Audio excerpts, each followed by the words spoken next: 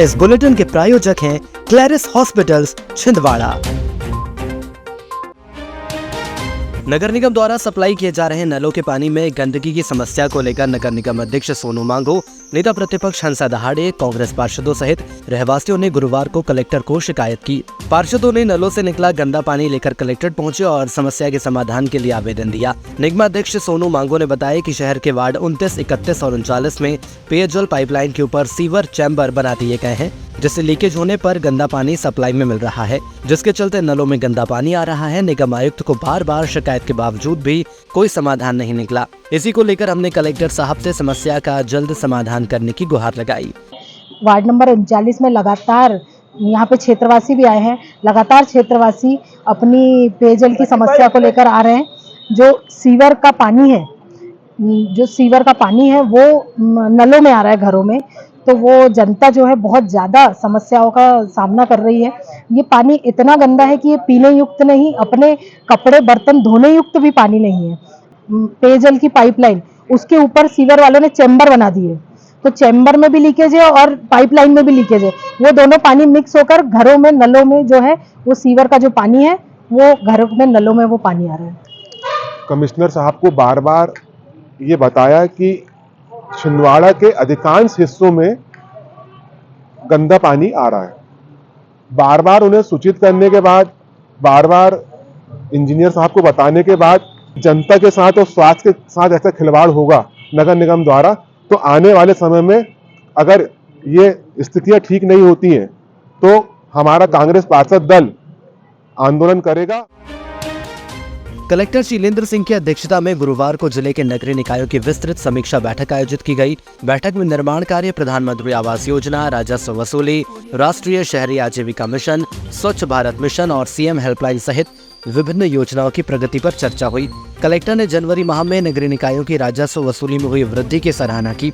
बैठक में आयुक्त नगरीय प्रशासन सीपी राय, कार्यपालन यंत्री ईश्वर चंदेली, मुख्य नगरपालिका अधिकारी और उपयंत्री सहित अन्य अधिकारी उपस्थित रहे। कलेक्टर शीलेंद्र सिंह ने टीएल बैठक में अवैध कॉलोनी पर कड़ी कार्यवाही न करने पर निगम अधिकारियों को फटकार लगाई थी।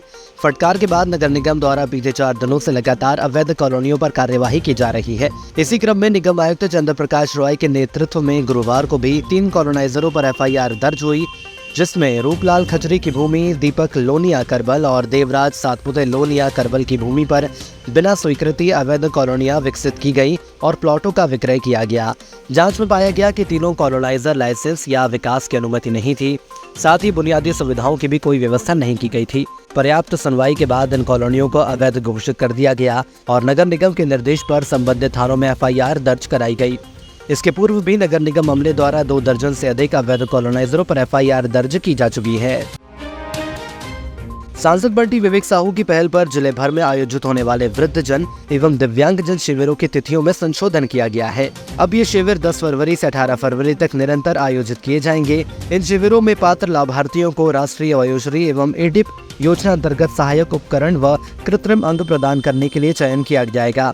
जिले के 11 विकास खंडों और छिंदवाड़ा नगर निगम में शिविर आयोजित होंगे। कलेक्टर शीलेंद्र सिंह ने शिविरों के आयोजन के आदेश जारी कर दिए हैं। पहले ये शिविर 22 फरवरी तक होने थे, लेकिन तिथियों में बदलाव किया गया है।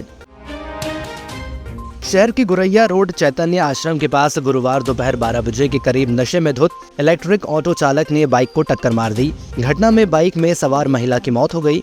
मिली जानकारी के अनुसार ऑटो चालक किशोर बारबूदे ने बाइक में सवार सुधाकर ठाकरे अपनी बहन शर्मिला राउत को अस्पताल लेकर पहुंचा, जहां हादसे में गंभीर रूप से घायल महिला शर्मिला ने इलाज के दौरान दम तोड़ दिया।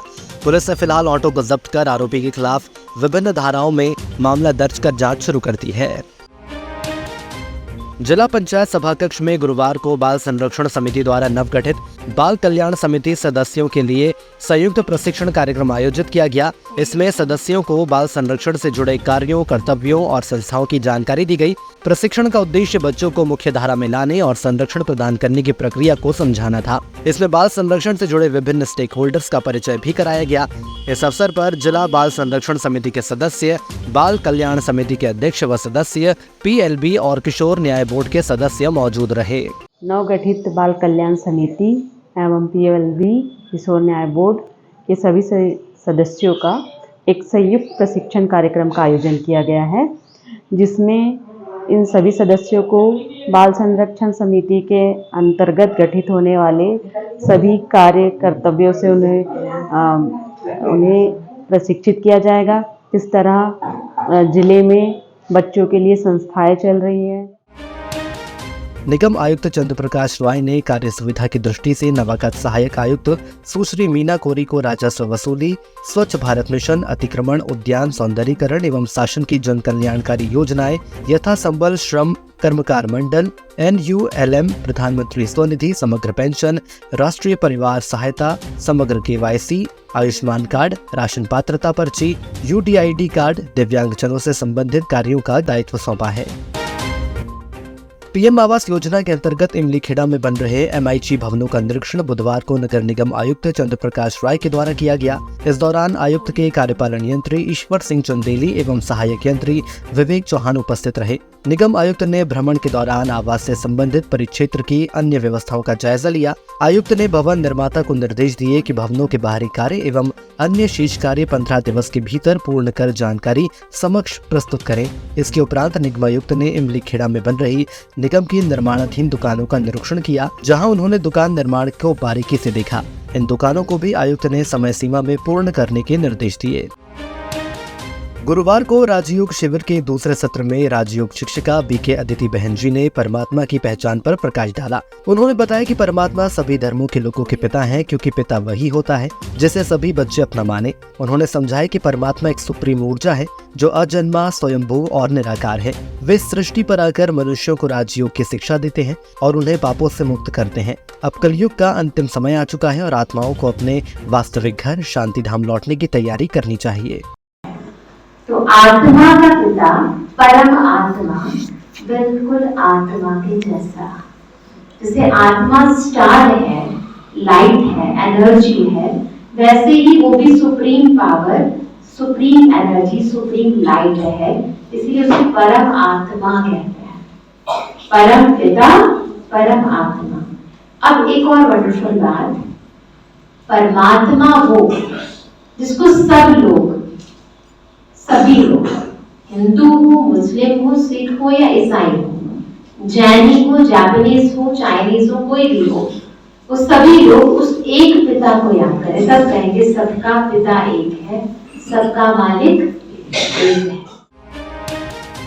अंतरबेल मंदिर संकट मोचन मंदिर में गुरुवार को यज्ञसेनी वैश्य गुप्ता महिला मंडल समाज द्वारा सुहागले कार्यक्रम का आयोजन किया गया। इस अवसर पर समाज की महिलाओं ने बढ़ चढ़कर हिस्सा लिया। कार्यक्रम में लगभग 100 महिलाओं ने अपनी उपस्थिति दर्ज कराई और पारंपरिक रीति रिवाजों के साथ आयोजन संपन्न हुआ। आयोजकों ने बताया कि ये कार्यक्रम अब प्रतिवर्ष समाज द्वारा आयोजित किया जाता है।